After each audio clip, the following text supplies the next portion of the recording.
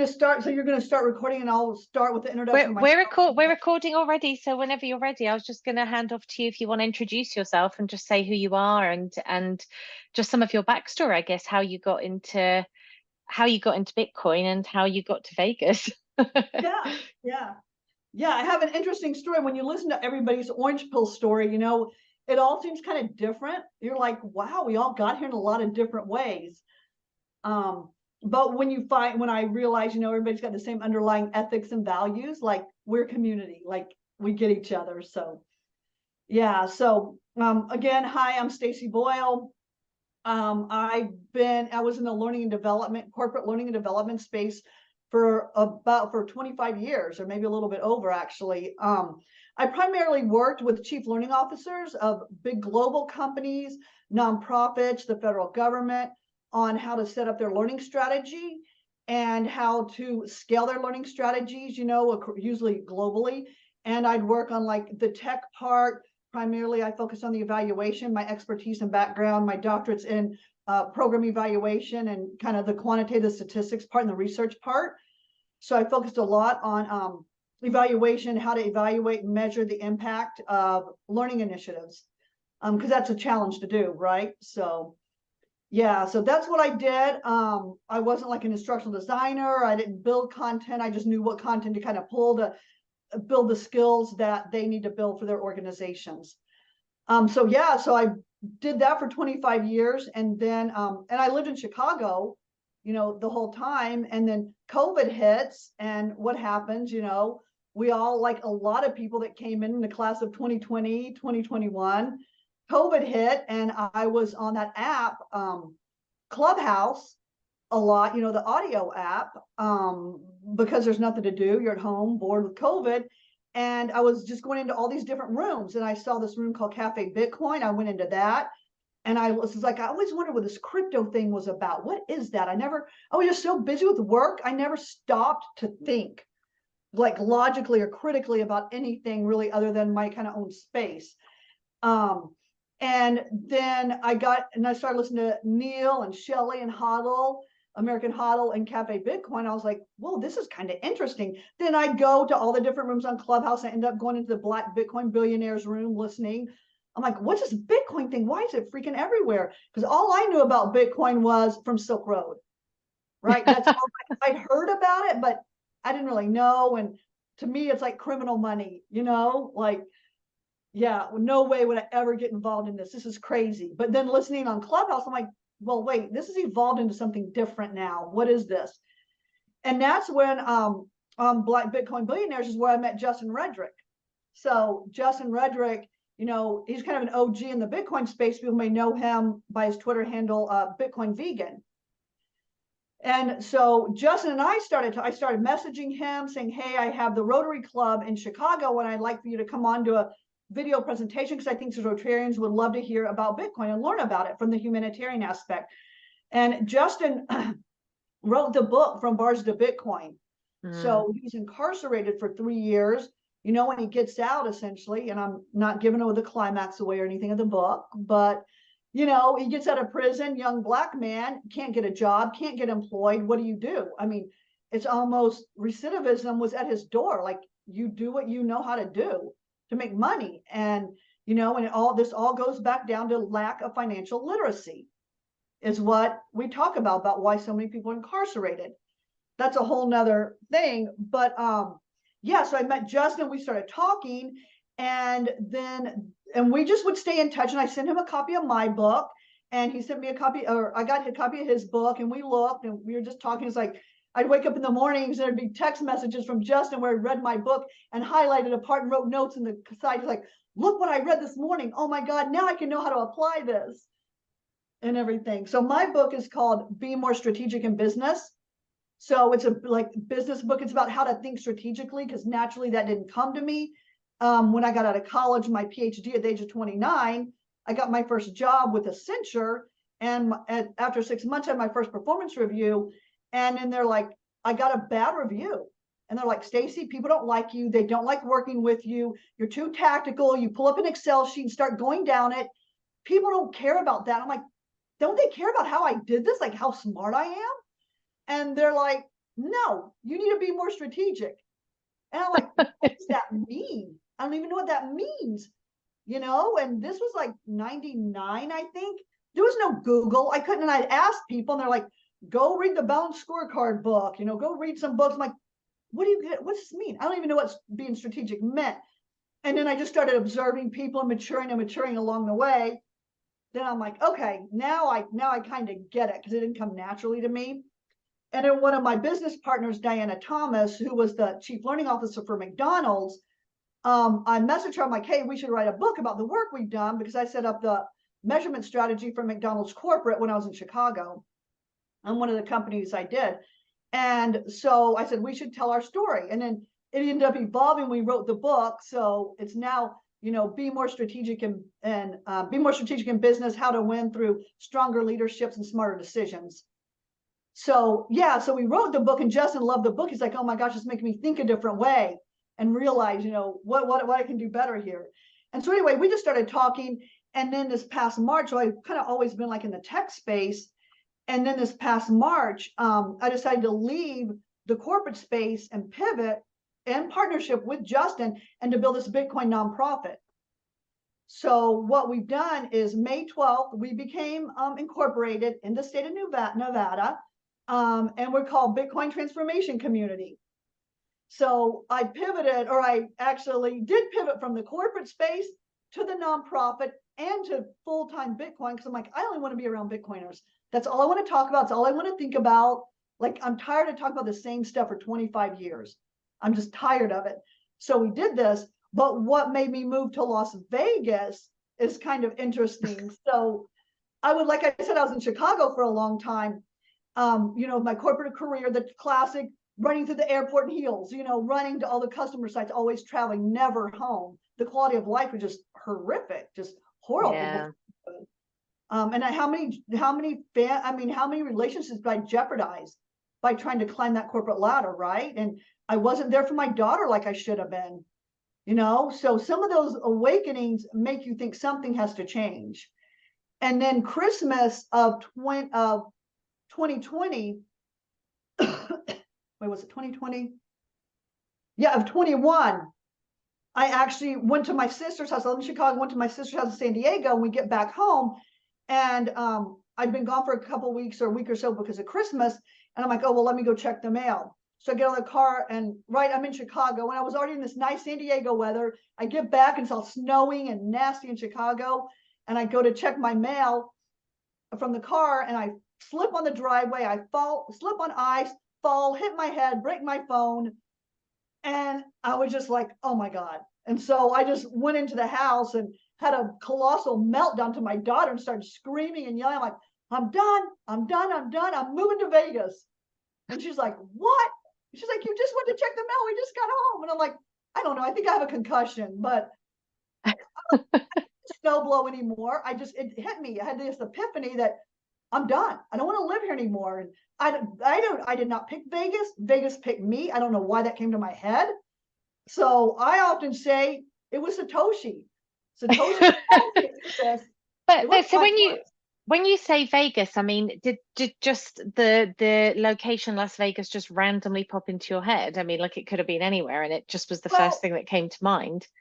It could have, but yeah, okay. So to be fair, we just got off a flight, and we had to fly from San Diego to Vegas, spend the night in Vegas, because I was trying to make a cheap flight thing, right? And then getting a flight from Vegas to Chicago. So we had just been in Vegas a few hours before. So I guess Vegas was kind of still on my mind, but I wasn't thinking I'm going to live there, and I didn't do anything there. We just landed. We did have to spend one night in a hotel room because the flight was delayed and whatever, Christmas stuff. But yeah, so I guess Vegas was on my mind in that way, but I didn't ever think I would live here.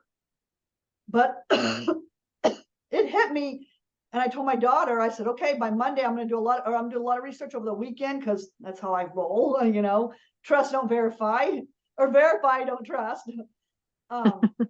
Yeah, so I just did a bunch of research. I'm like, what's the cost of living, blah, blah, blah, and do I want to move?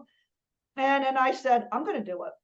And I said, I'm going to do it, and I'm going to sell my house, because I wanted to sell this house because I needed some cash, because everybody, there's a future boating accident in my life. So I need some cash to prepare for my boating accident. To buy the boat for your boating accident. Yes. So I'm like, are you going all in or not? And this is before I left my job. So I'm like, I'm gonna go in. I'm gonna sell the house. And I told my daughter, I said, I'm gonna move to Vegas by the end of first quarter of 22. So I did. I sold my house, top of the market, flew to Vegas, got a rental property, got here and started the Vegas Bitcoin meetup with some people, because there's already one going off in Summerlin in another part of town. But I started the one here. And then in March, I got here, we were packing to come here. And in March is when I decided, okay, I'm just going to leave the corporate space and just jump in with Justin. So we did it. We put our business plan together and everything, and we became incorporated in the state of Nevada, and I got it all set up. We've got another business partner, CJ Kelly, who is called CJ the Smart Guy on Twitter. People know him. He's a crypto CPA. So really great guy. So he knows Bitcoin, so zero learning curve there, right? Nice. So it's me and Justin and CJ, and people often ask, like, because I'm like an older Gen X white woman, he's a young Black guy, and they're like, well, wait, this doesn't make sense. The first question is not why you're doing what you're doing, like, why are you guys partners? Like, like, we like each other. I like him. He's smart. He's amazing. CJ's amazing. And, and we're all value aligned. So yeah, that's super important. Can you talk a bit more about what the company is actually doing then? Because I think, I mean, obviously it's very interesting that Justin has that background because he's very familiar with the topic. But can you talk a little bit about like what the organization is actually doing and how you're doing it? Yeah. So what we decided to do was, it's kind of interesting, just a lot, when all the information sort of syncs, like you've got all these puzzle pieces, but what's the picture look like? The mosaic, like you don't know, but it kind of came together for us because he was speaking to mining companies. We knew the problem with the mass incarceration in the US. Justin lived it. We're talking to mining companies and they're like, we need people right now, desperate. We don't care. Like, they've got people from sober living now helping them at the front end, right? Set up the rigs, just some of the manual labor work too. And then when they identify people through that process that are bright and sharp, they can move them into working for the data center. Start working on mining Bitcoin for them because there's a sense of urgency with that industry. So what Justin and I decided is we're going to put together a program called From Bars to Bitcoin Prison Reentry Tour. And what we're going to do is we're going to go around prisons and we're going to put together a curriculum where we educate people about it's financial literacy. Mm-hmm. And so we're going to teach financial literacy in prisons, but it's financial literacy through a Bitcoin lens. So financial literacy in prisons. And then when they get out, our ultimate goal is to get them a job, to get them employed within the Bitcoin ecosystem, wherever they want to go. You want to go mining, or you're marketing, you're an accounting person, whatever your skills are, and you want to work in Bitcoin, then we're going to work with you to get you a position in like a generic, just Bitcoin type role. And so when we built this program, I just said, look, there's so many great things out there. We don't need to recreate everything. What we need to do is curate and consolidate and pull together the best program we can with partners. And so that's what we've done. We've got a reentry partner with a guy named Cardell Sims. He's all over LinkedIn and YouTube. He was a guy that was incarcerated for 16 years, and he consults with prisons a lot and goes in and teaches them about mindset, vision boarding, those kind of things. He's got a whole team that works with him. One team, they go in, talks about how to set up a resume. Another team, how to set up goals, right? And we go in with the financial literacy lens. So we're either part of Cardell's team or we go in by ourselves to the facilities. And so we've got a curriculum whereby most prisons, there's no tech allowed in prisons. So it's not like we're going to get an ASICs in a prison to teach them how to mine. That can't happen. So what we're doing is mainly doing the conceptual stuff on the front end while they're still in prison. So like we're taking the Me Premier Bitcoin student workbook. It's what they're using in El Salvador. So we're taking that and it's open source, which is great for us as a nonprofit. And we're modifying it a bit. And that will be how they'll get conceptual information, while they're incarcerated. And so what the program entails is we go in and we start with an on-site workshop. Justin goes in and does an on-site workshop. It can be anywhere from 2 hours to a whole day, whatever, whatever it has to be. So we go into an on-site workshop, and at the end we administer a survey and find out they self-rate their skill level in certain areas, and then we ask them about their level of interest. So if they're interested in Bitcoin, or we say moderate, like, my baseline's like some moderate to high interest, what we'll do is we'll take those people and then we offer them like a scholarship to what we have called the Bitcoin Scholar Academy. So we have a whole curriculum, a whole pathway, a whole curriculum that these people can sign into. Because one of the measures of success for us is hope, to give these people hope, right? And if they're accepted into this Bitcoin Scholar Academy, that will make them feel good and feel hopeful about getting a job and their life and getting, things together and a better quality of life for them, and for society as a whole, right? So, so then we invite them, those who are interested, we'll invite them to the Bitcoin Scholar Academy, and we have different phases. The first phase is when they to go through that first phase, that's when they have to read the Me Premier Bitcoin document, right? They're going to have to read that workbook because they're incarcerated and they have time to read. And we're going to make everybody also at each phase sign a social contract with us that if they are, we have academic honesty, you can't cheat, you can't blah, blah. And if you get arrested or convicted of anything while you're in our Bitcoin Scholar Academy program, you're going to be kicked out immediately and you can't come back in ever. You have to be ready to do this. And if they're not, and they get, catch another case or get caught up in anything, they're kicked out. So each phase, we make them sign a social contract. And the donations that we get into our nonprofit is what we use to deliver and build the curriculum. And so when they come into Bitcoin Scholar Academy, the first thing they do, like I said, is read that manual. Then by that time, it's time for them to re-enter society around, 3-6 months from when we talk to them.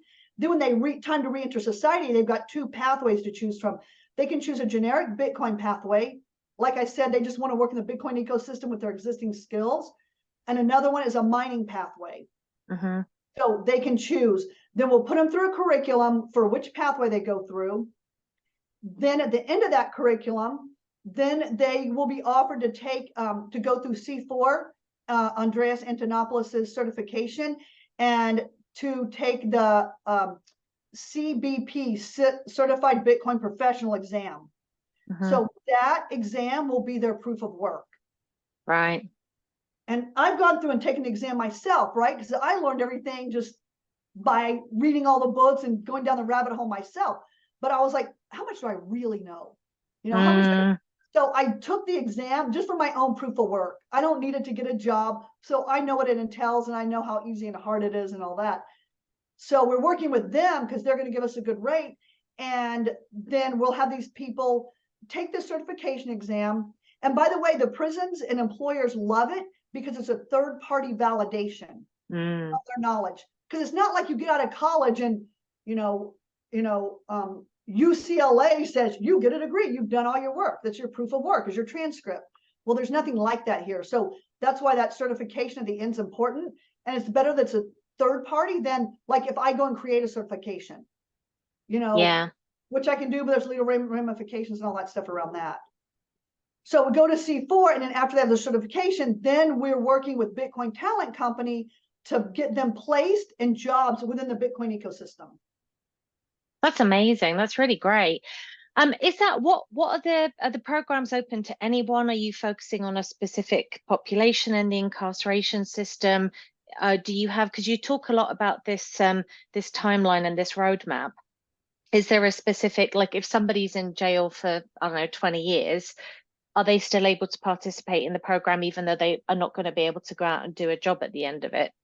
Here's what we do because, okay, so let me back up a little bit. So we have 3 goals to the program, and this is all listed on our website. So our website's bitcointransformationcommunity.org.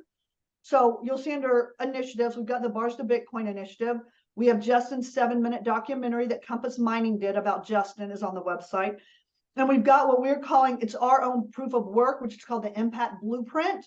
And it's outlined in my book as well. It's a proprietary approach. I create the project, and I have the trademark for it and everything. So what it is it shows how all the activities we're doing are aligned to achieving our 3 goals. And our 3 goals are: 1, to increase Bitcoin awareness, just with everybody. That's open to general, just increase Bitcoin awareness. The second one is to increase hope, for these inmates. And then third is to fill the Bitcoin employer talent pipeline. So give some good employees to Bitcoin employers. And so everything we do is marching towards achieving those 3 goals. So that's why when we start the first workshop Justin does on site, it can be on site or virtual, we open it to everybody. Whoever's interested can come and join, and some people show up, some don't, some think this is stupid. The last prison we were in, one guy said, "Oh yeah, I mined Bitcoin from 2016 to 2019." And others, he had 2 ladies also that talked about, "Oh, I have Bitcoin, but we lost our private keys." Oh gosh. So yeah, so it's kind of interesting. So when you think about this, just because I didn't come from this incarceration, Department of Corrections background, I don't have a lot of this experience. So I'm learning myself, right?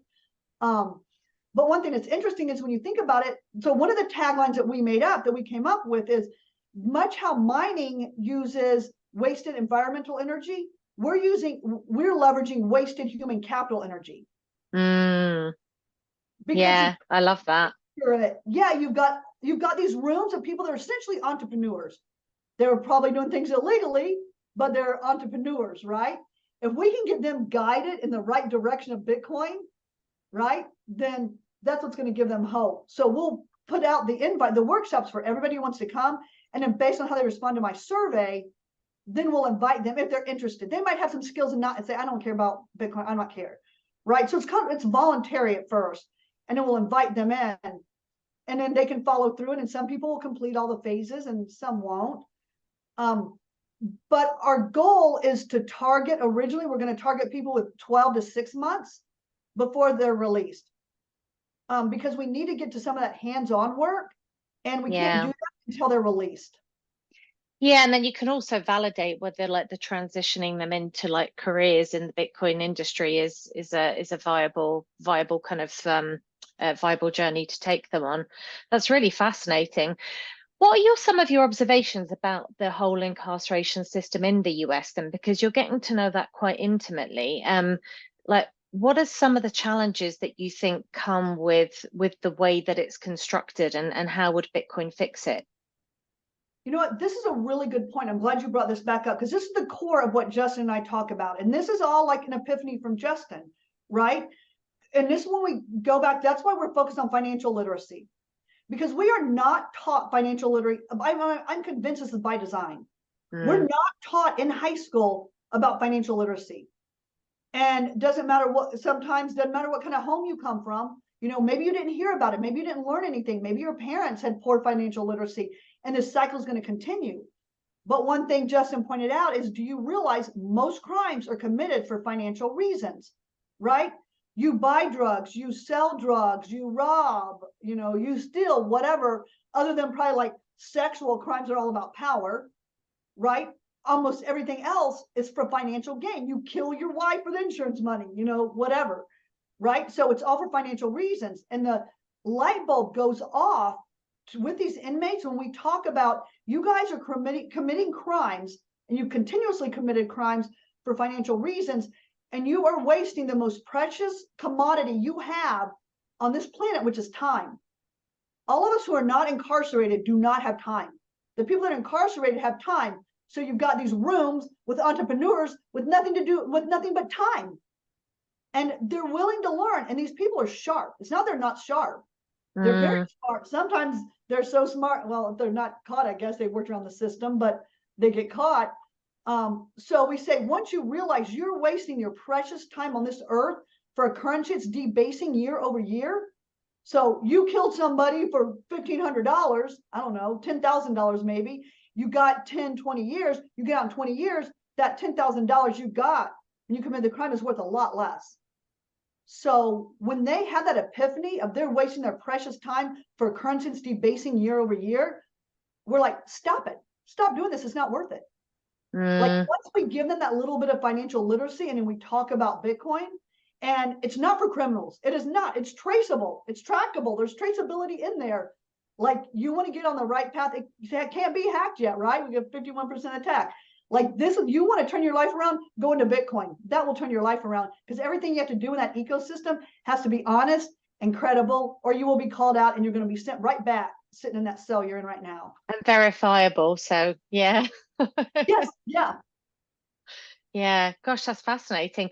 Do you feel that, I mean, are there like, I guess, are there similar programs in the incarceration system already, and what's their efficacy, and what do they lack maybe if they do exist? So here's something that's interesting that I just learned. All right, so you've got public prison, you've got private prisons in the US. I don't know much outside, I mean, a little bit outside the US. But inside the US, you got public and private prisons, right? Publics are all the ones that are run by the federal government. Private prisons are owned by private businesses, but the government is their number one customer because the inmates then go into the facilities that they own, right? So you've got public and private prisons. And we were talking to a private prison last week. And what we found out is, I mean, I don't know how familiar you are with like the tech from the learning space. They actually have a LMS, a learning management system. So they can actually have like content, like let's say you have a YouTube video. They can, if they're in a private prison, they have an education center in these private prisons, and the inmates, or we can call them inmates or residents, or incarcerated people, they can go to that education center, maybe a library like we're used to, and take a course. But if you're in a public prison, like in a state prison, you can't do that. They can only be paper-based. So those private prisons are a little bit nicer. So we can build out a program that has some digital components to it that we can use while they're incarcerated in those private prisons, but we cannot do that in the public prisons. Now, this is general rule, right? So that's the rule. So what we find out is there's a lot of financial literacy out there, but all the financial literacy is about how to maintain your credit score, why it's important not to steal, you know, the US dollar, right? It's not teaching them what they need to know, the why behind all this, right? So what we're doing is we're really, you know, spitting facts and telling the truth about what this is really doing and how your lack of financial literacy has put you in the situation you're in now. And they're not even aware of that. They're not even aware of it.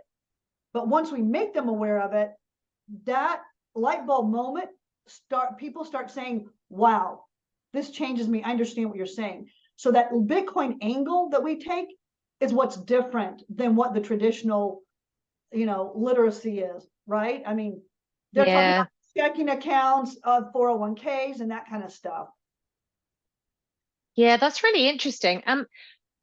Do you feel, I mean, it's interesting you guys have focused on the mining piece because there's obviously a very good need there. And while the job is technical, it's something that can be taught in a very systematic way. But do you think there are other roles from your observation that people that are incarcerated might actually be very well suited to in the Bitcoin ecosystem?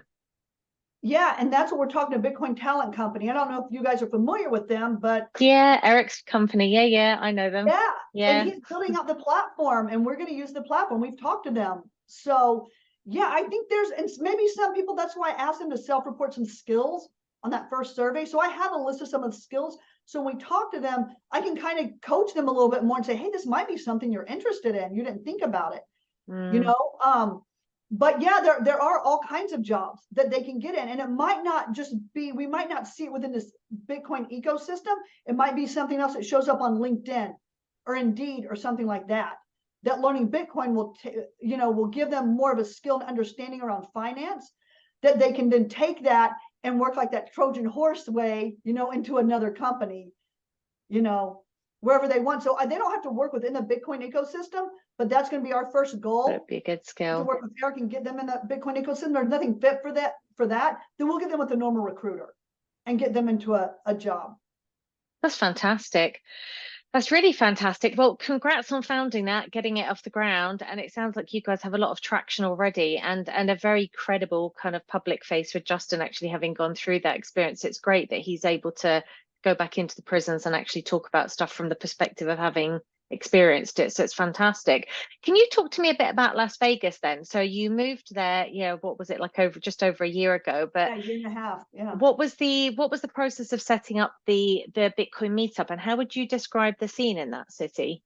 It's kind of interesting because I got here and I'm like, why am I here? Like I did some research, but I'm like, wait, why did I just move across country, pay to have all my cars shipped and, relocate my whole house, But what I think about Vegas, I think about when anybody thinks about Vegas, it's all about money.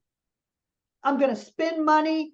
Maybe there's a possibility I'm going to make money. I'm going to hit a hand pay. I'm going to get a jackpot, right? And I don't want to go home too broke. So I got to be sure I get cash out of the ATM to come to Vegas because it's, only cash now here. And so I started looking at all the research I did. I'm like, okay, Vegas is the #1 tourist destination in the US. So we've got an average this year more, but usually like 40 million people come to Vegas a year. It's going to be more than that this year. But I'm like, okay, that's 40 million mouths, 80 million eyeballs, assuming everybody has 2 eyes, right? We got 80 million eyeballs. I said, we can have this knock-on effect. People come to Vegas. It's all about money. They're thinking about money. They're trying to win money. And if we can orange pill people and have like Bitcoin accepted here, signs everywhere, people are going to wake up and be like, what the hell's going on? All this Bitcoin stuff everywhere. And then they go back to their North Dakota, Texas, San Francisco, wherever, and go back home. They're like, this Bitcoin thing's everywhere. Then we got that multiplier effect going on where they're talking about it, looking in it, researching it, thinking about it more. And I've got a whole dream fantasy, blue sky project that I put on the website under initiatives is I want to get funding for a billboard in Vegas. I know the best time to place it and everything. I have an idea where I want to place it. We just need the money to do it. And so I researched it and kind of put it on there. I'm thinking about turning it into a geyser, but I've got another company I'm talking to that might be interested in funding it for us. And, they can design it, whatever. I'm just picturing like a big black billboard with an orange bee on it and be like, and then a QR code, maybe like, what in the hell is this? How much does it cost to put a billboard up in Vegas? I mean, I know it's probably very dependent on the location, but what's the kind of pricing that you're looking at? And it's dependent, and it's if you want a digital or do you want a standalone. See, the reason I say it is if you haven't been to Vegas or haven't been in a while, there are a shit ton of billboards. There's like billboards everywhere, and it's all attorneys. Get hurt in a hotel, call us. Get a DUI, call us. It's all attorneys, but billboards and marketing like that, print marketing is huge here. Because even you walk around the strip and there's billboards and signs for realtors and things like that all over. So billboards are how we capture the attention of all the people that come here. It's a #5 tourist destination in the world. So we've got a lot of big international people, a lot of Europeans that come here as well. So my goal is to sort of orange pill people and get these SMBs, these small, medium-sized businesses, accepting Bitcoin, right? So I've got something else on the website called BTC for SMB. Like I want to put together a program so we can train these small businesses, right? Because they're focused on whatever their business is. If it's a restaurant or a bakery, I'm like, if somebody comes here and they see they can use Bitcoin for, I can buy a cupcake, I can buy a hot dog, I can buy a lap dance, I can buy an Airbnb. You can buy whatever you want in Vegas. And that's why I put the directory of small businesses in Vegas on our website as well. I have an idea for you. Actually, this is a pretty awesome idea. So I'm going to send it to Sylvia at Panties for Bitcoin, but it just popped into my head when you were talking about it. Like you said, a lap dance, and then I'm suddenly like, what if Panties for Bitcoin could make these little custom panties for the pole dancers with a QR code on the butt? And so when you tip them, you just scan it. I'll put you in touch with Sylvia, but I think that would be an awesome idea. I met her at the conference. Did you? Yeah, like exactly. Like Isn't that you heard it here first? yeah. Let's go trademark that idea. But I was like, well, I don't think you can. But it would be nice to do that, and then you could do these maybe really that's lovely the billboard. Maybe Panties for Bitcoin is the billboard. maybe that's the billboard.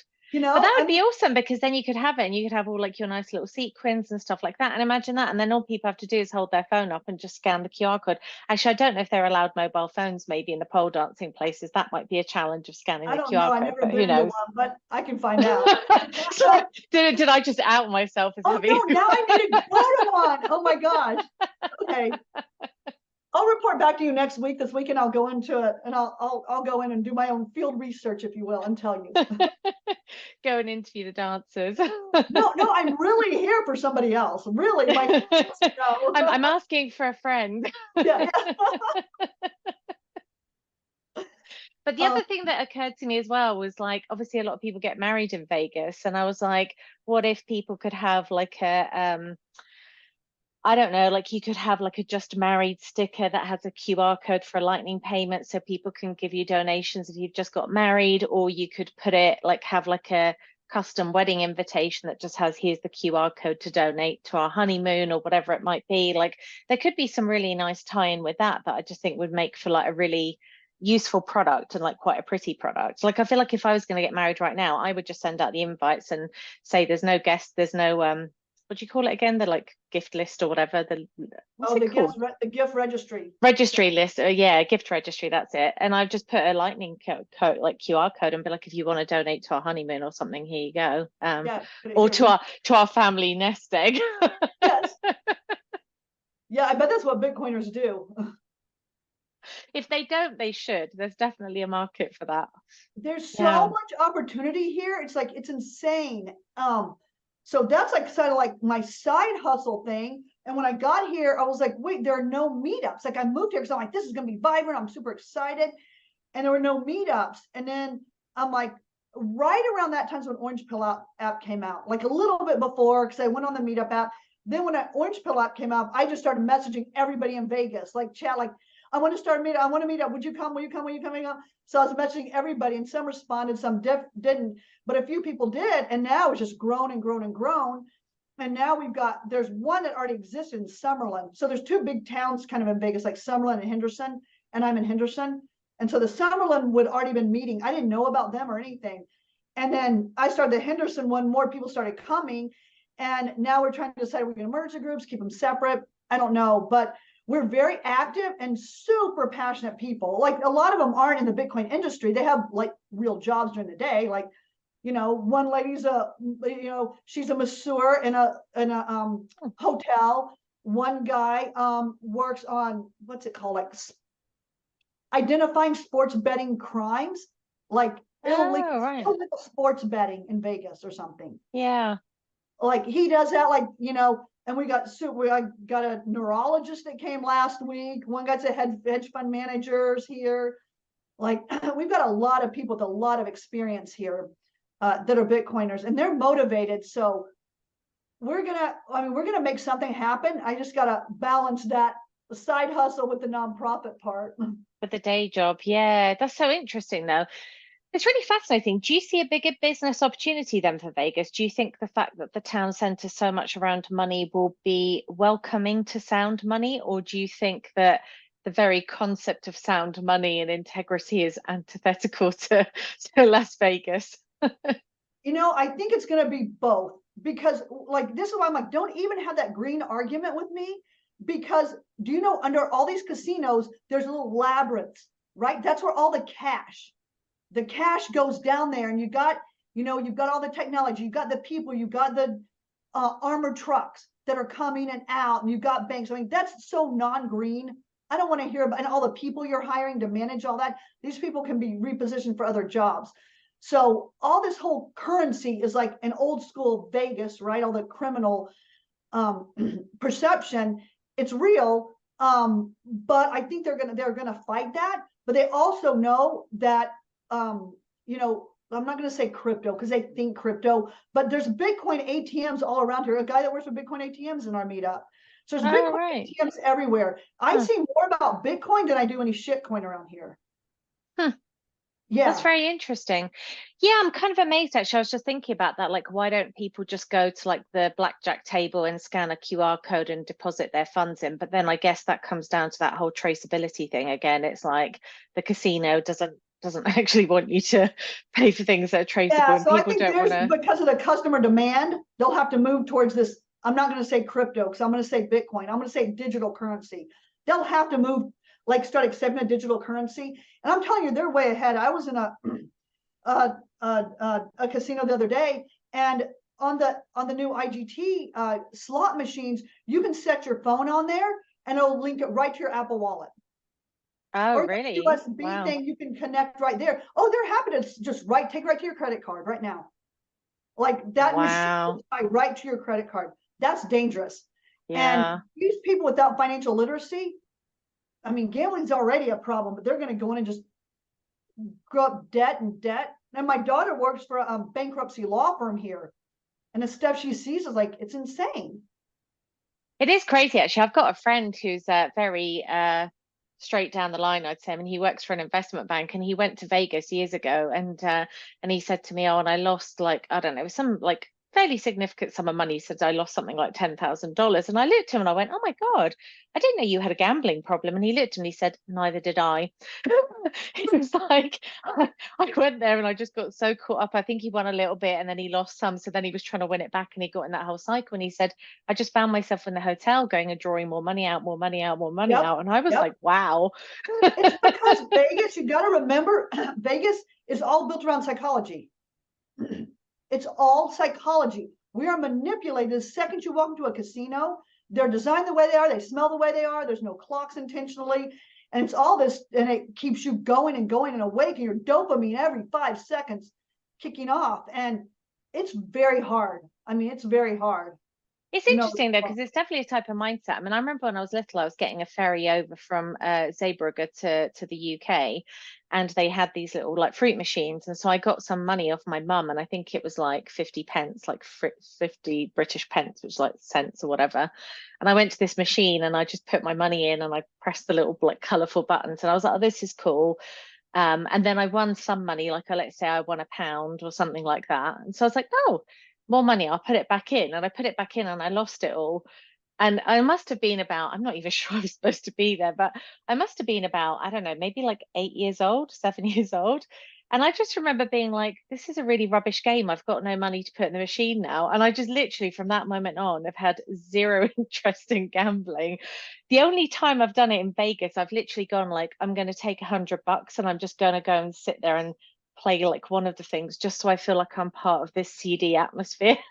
Like yeah, I love the vibe and I love the people watching. I like to sit at the table and look at all of the other like interesting people there. But my thing is always like, I'm paying $100 for this experience as opposed to I actually think I'm going to walk away with any money. that's how you have to walk in. You walk in thinking, knowing pretty much you're not going to win. If you, I mean, you can get lucky, right? But now I've done more and more research. I understand how slots work, I understand the background. And once you understand more, you can play a little smarter. But it's designed for you to lose. It's not designed. Yeah. And you might win and have a little high for a while, but then next time you're going to lose it, boy. I'm not going to Well, win. and also if you get really good at it and you start winning, the next thing you find yourself in a dark room in the basement of the casino. So Maybe that's not true now. Come on. I don't believe that for a second. Yeah, not at all. Not at all. I mean, I think that's one of the appeals of Vegas. It just feels like you're living a little bit on the edge. Yeah, that's why, like, this is the second highest, maybe the highest state now for car insurance. Like the combined car insurance like quadrupled when I moved up here. It's insane because there's so many DUIs. People are high. Mm, You've got tourists that are drunk and high and texting, not knowing where in the hell they're going. You got locals that are drunk, high, and texting. And this is nothing compared to what Chicago was like. Chicago's like the traffic was horrible, horrific. The traffic here is not as bad, but the drivers are bad or worse. yeah, They're not in their right mind half the time they're driving. So yeah, that's a little scary, honestly. yeah. I can imagine. Yeah. Um, what is the so in terms of like the Bitcoin? So you've obviously had a bit of experience of different Bitcoin communities around the US, and you guys see a lot through your work with the incarceration project. But what's the difference with the Bitcoin community in Vegas? Do you see a sort of cultural difference? Is there a different focus, or how would you describe it? I would say we're way more collaborative here, I think, and they're way more willing to get together. People are like these Bitcoiners in Vegas are really, really excited. Like we're excited and we're passionate. And, you know, we always talk about orange pilling, and we've got the place where we have the meetup. I orange pill every waitress, all of our waitresses. I'm like, we want to tip you. We want to tip you in Bitcoin. And they'll be like, I don't know what that is. And I'll say, okay, do you have Cash App? Like I'll start pulling it back out, right? So I make it simple to get them started. I said, if you let us tip you in Bitcoin, we'll tip you more. So what is your process for setting them up? Because I'm curious about that actually. That's like, because a lot of people use Wallet of Satoshi, but that's obviously custodial. So what is your general kind of on ramp that is easiest when you're, for example, trying to orange pill a waitress? yeah, so what I do is I talk to them about, have they heard of Bitcoin? First thing I'll see, like, you know, we want to give you Bitcoin. It's the same thing, like I did my AAA driver the other day, got a flat tire, they came out and I'm like, I want to tip you, but I don't want to give you any cash. I want to give you Bitcoin. And they're like, I don't know about that. And so then what I'll do is, you know, I'll say, do you have Cash App? And they all say yes. Oh, really? Is that very is that very profuse? Oh, interesting. Okay. Yeah, and Cash App makes it just so simple, right? It's just so simple. So I'll show them, I'll scan something. Sometimes I get there, like my eyelash girl the other day, she's like, oh, I want to do Bitcoin. I'm like, oh, I don't have any. So let me just buy some Bitcoin real quick on Cash App and send it to you. So she was watching me get it from my checking to cash, convert to Bitcoin on Cash App. And I showed her and she was like, oh my God, it's so easy. And I said, look, I said, you can do whatever you want. This is my tip to you, but I prefer you to not spend it. I prefer you to save it and just kind of watch it. And don't get any feelings, you know, don't feel a certain kind of way. It's going to go up and down, up and down, up and down, but keep your eyes on it. You know, just think about it as something to learn. And I said, and ask yourself, why is, okay, then they'll start asking me about crypto maybe, or I want to clean that up. I said, why do you think only Bitcoin is on Cash App? Why do you think that's the only crypto that's on Cash App? And, you know, you don't have the casino on there, the shitcoin casino. And so then when she thinks about that, or he or she, then they're like, oh, okay, they're starting to like see it. And so that's where I start. And then if I go back and see them, they'll ask more, or they can, lots of times I give them my website to go look at my website. So they'll contact us through that. But I usually just go right to Cash App because it's easier for them. And we're sort of value aligned with Block anyway. So yeah, so I use Cash App here. I mean, I know you can do other things, and I don't, because under our brand as the nonprofit, we can't give any financial advice, educational only, right? So I can't say, I'm never going to say, here's what I do, but I can say, here's some great options for you. So it's like Cash App, you know, even though it's custodial, these people aren't buying, you know, $10,000. And I said, look, if I said, here's the decision point that I make personally. If I can sleep at night, if you have it on an exchange or, you know, on Cash App, because they might get excited, they might buy more and more and more. And I don't start talking to taking it off into cold storage until I said, look, here's your own judgment. When you lay your head on your pillow, can you go to sleep? Are you worried about what's happening to that money? If you're worried about it, you got to get into cold storage. If you're not, you can kind of, you know, maybe $200 is good for them. Like I can sleep knowing $200 in there. Somebody else may not be able to sleep, you know, knowing that $200 is at risk. They might feel it's at risk.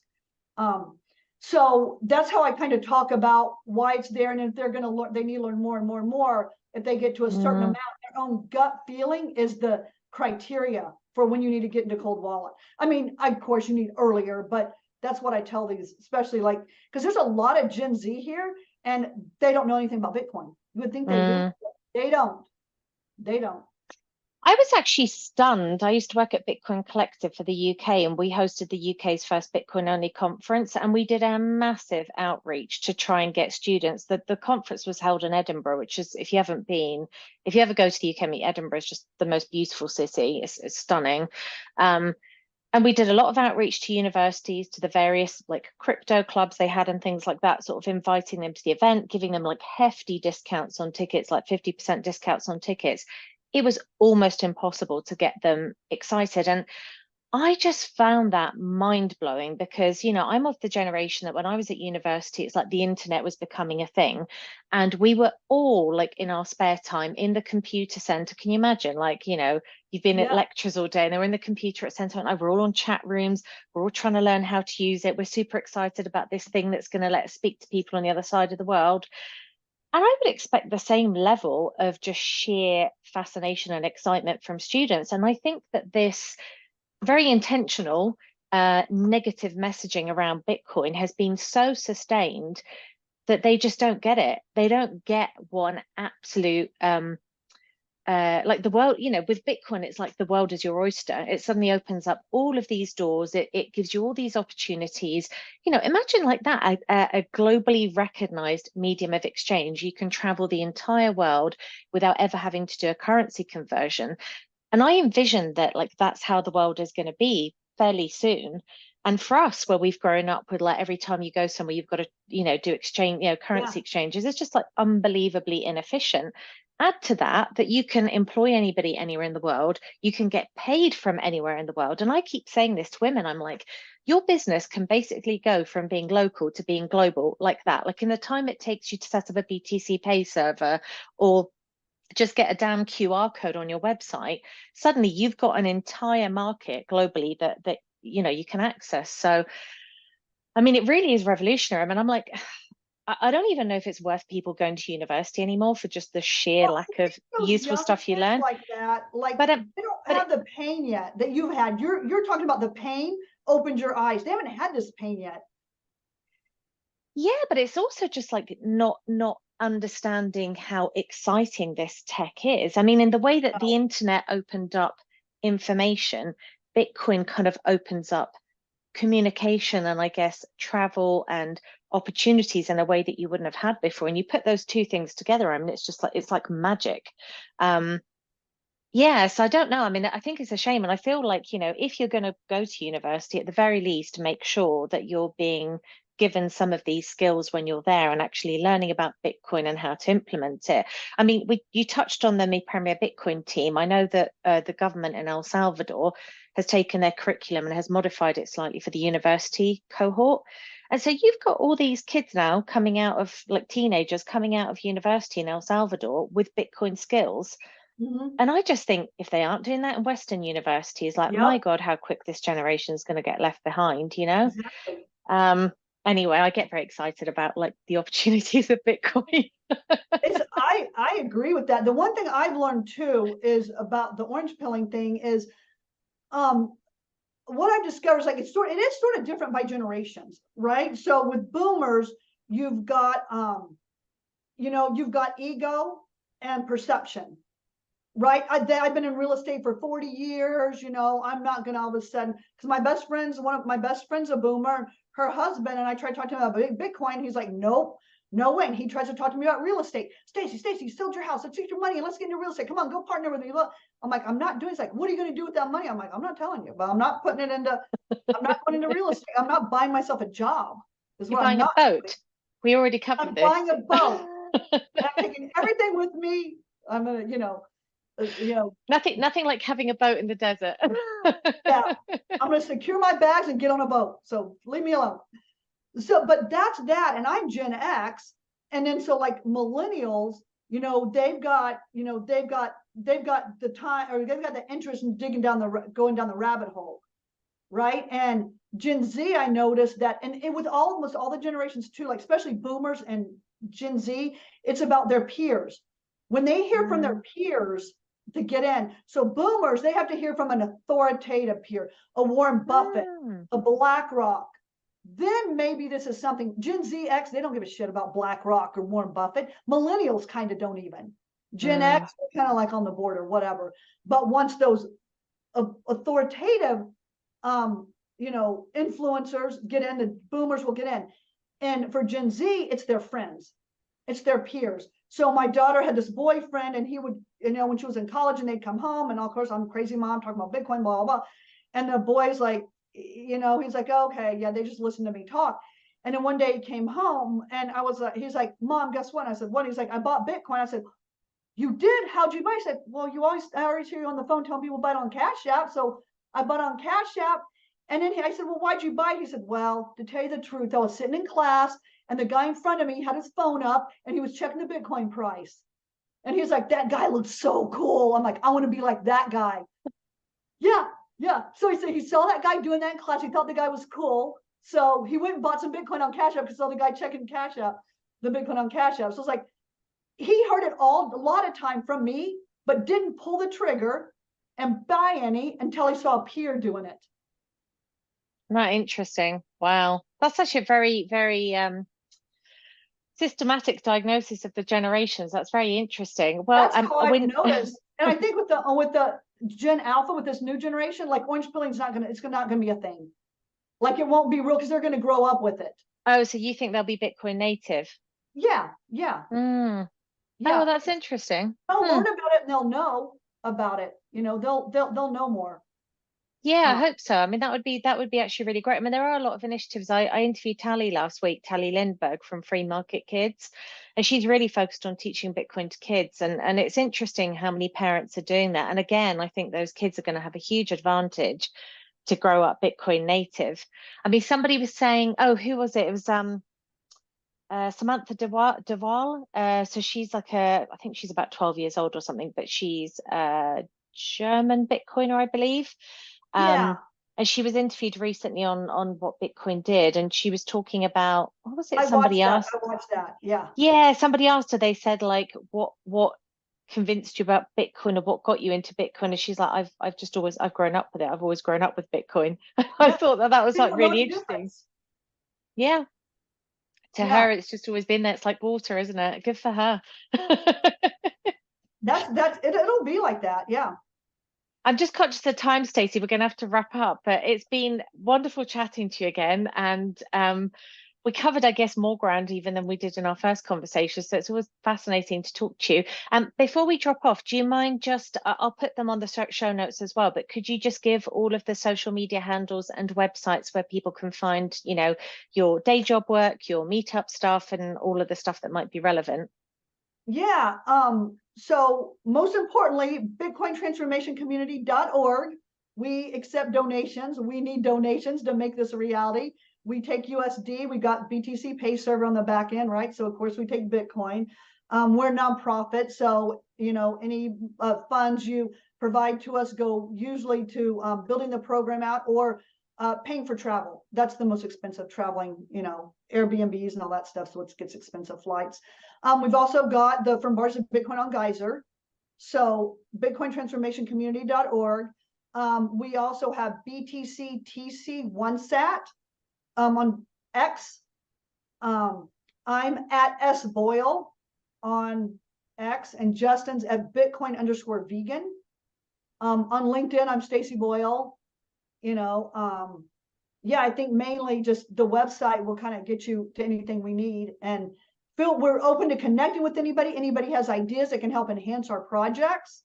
We love to hear about it. And by the way, we're also planning on, if anybody's interested in going into prison and teaching with us, you can go. We're going to build out a train the trainer program because we're going to scale. It's going to get too big where we can't do it all. So we need to start training people. And it's okay if people had a felony. It just needs to be like 5 years ago. So before we can get them approved to go inside the facilities, or if it's something curious, maybe it's a little bucket list thing. Somebody wants to go into prison with Justin and teach, or go in and come join us. We need help. We need all kinds of volunteers. Out of interest, are there any gender restrictions? Like, can he only take men into the prisons and go into men's, or is it unisex? Is that the right word? Yeah. I think they call it co-ed. Co-ed. But yeah, the last one he went to, there are males and females going in. I haven't gone in yet, and they're trying to persuade me to go in. I'm a little scared. I'm real scared because I don't feel I'm very relatable. Justin can be more relatable than me, so I got a little anxiety about it. But I know I'm going to end up going in. I just they're going to work on me a little bit more, and I think I'm going to end up doing it. But I'm scared. I'll tell you that. I'm worried. Yeah, I don't know. Really, I mean, like, what, scared for your personal safety, or just scared of like what you might see? Yeah, more like personal safety is really all. I mean, yeah. Because I don't know. I mean, I haven't been in prison before. I've never been arrested. Like all I know is what I see on TV, right? I don't. And I think that would do the personal safety bit would probably be the last thing on my mind, because it's just like you're in a very controlled environment, right? I mean, it's not like they're carrying weapons, and why Yeah, would they they are. attack you Yeah, they are. anyway? Yeah, No, they I are. mean the prisoners, not the. They've got shanks. They've got things they can use. They can kidnap you. They can hold you hostage. They can pull you in a corner. They can, I don't know. I guess my mind goes to all these different places and I watch too many shows, but Yeah, I think so. yeah. But I know I think you'll probably go in and find it's a very sterile, boring environment and nothing like you imagined. Well, the one thing Jess and I do say too is that we have to remember and tell all of our partners, like, look, we don't really have control over this. I've got a plan, I've got a structure, we got surveys. But the last prison, Justin walked up to the door and they're like, nope, no cell phones. Like he was going to take a few pictures. Nope, he had to go back to the car, put the cell phone in the car. Can't take it. Or we get to the prison, it's like, okay, we're having a riot today. You got to get on a plane and go back home.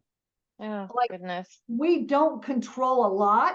So we can Yeah. have a plan, and we've got a plan. We just have to be super flexible. So everything I build is in modules, because maybe you get part of it done, but not the other part, or something like that.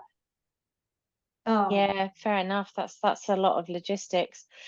Well, thank you so much for the work that you do, Stacey. That's amazing. Thank you for taking the time to chat to me today, and I look forward to meeting you in person, which I hope will be sometime soon. Come to Unconfiscatable, guys. Come to Unconfiscatable in Vegas. You're going to meet the Vegas meetup people. That's right. Sorry, was that this week? Is it? No, it's December 7th and 8th, but the poker tournament's on the 6th December. So you guys have a month. And by the way, use my promo code BTC10 to get 10% off at Unconfiscatable. So nice. Okay, perfect. Thank you so much for that. All right. Thanks, Stacey. Thank you, Krista. Thank you. I appreciate it. Take care.